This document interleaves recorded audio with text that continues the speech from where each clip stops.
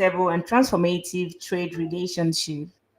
The annual summit, organized by the Corporate Council on Africa, serves as a crucial platform for fostering stronger US Africa business ties across vital sectors, including agribusiness, energy, healthcare, ICT, infrastructure, trade facilitation, and finance. In his opening remark, Angolan President João Lourenço underscored the need for a paradigm shift in U.S. engagement with Africa. And from Kenya, Amnesty International and the Kenya National Commission on Human Rights says at least 16 people have been killed in nationwide rallies against police brutality and government corruption in Kenya.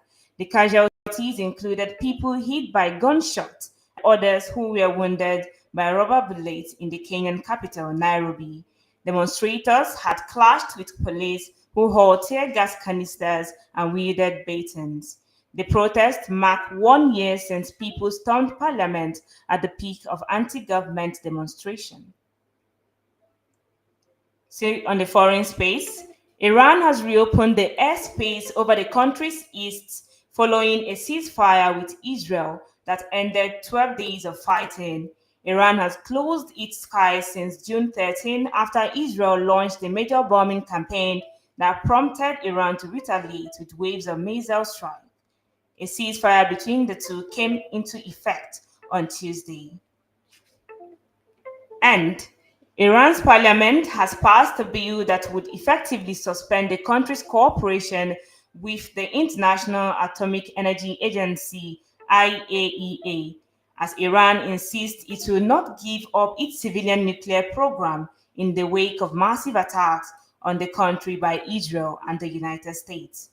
The move comes after a US and Qatar brokered ceasefire between Iran and Israel and their 12 days of fierce hostilities, including an intensive US military intervention that struck three Iranian nuclear facilities on Sunday. Foreign Ministry spokesperson Ismail Bagay, in an interview, said that Parliament voted to suspend but not end cooperation with the IAEA, the United Nations nuclear watchdog. And from Israel, a student has been arrested in Israel on suspicion of spying for Iran. The 22-year-old is alleged to have committed security offenses and carried out tasks on behalf of Iranian agents, according to a joint statement issued by the Domestic Security Service and the police.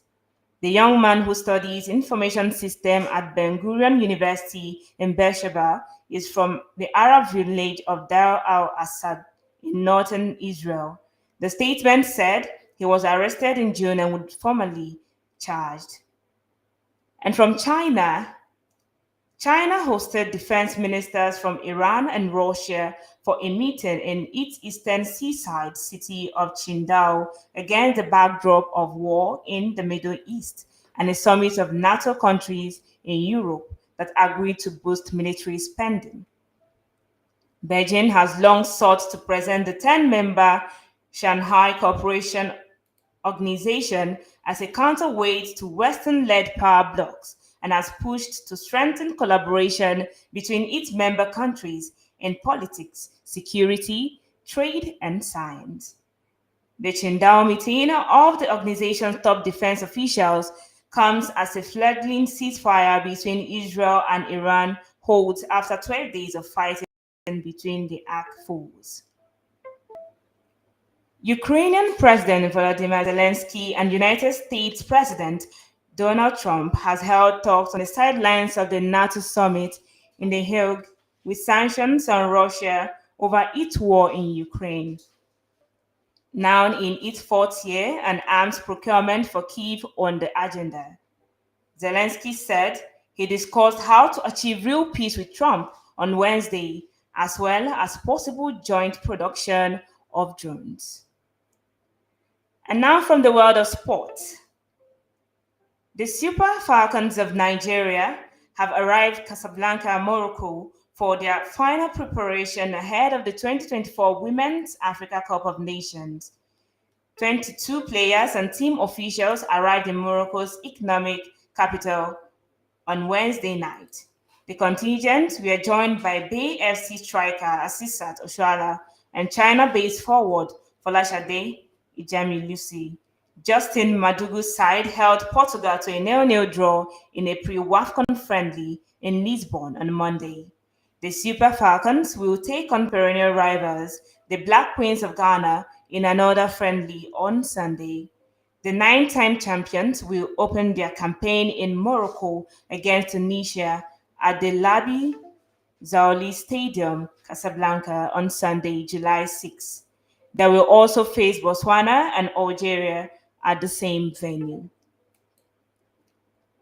And that's a wrap on today's updates on 24 News Radio and Television. Do join us again, same time, same station tomorrow. Do have a lovely evening.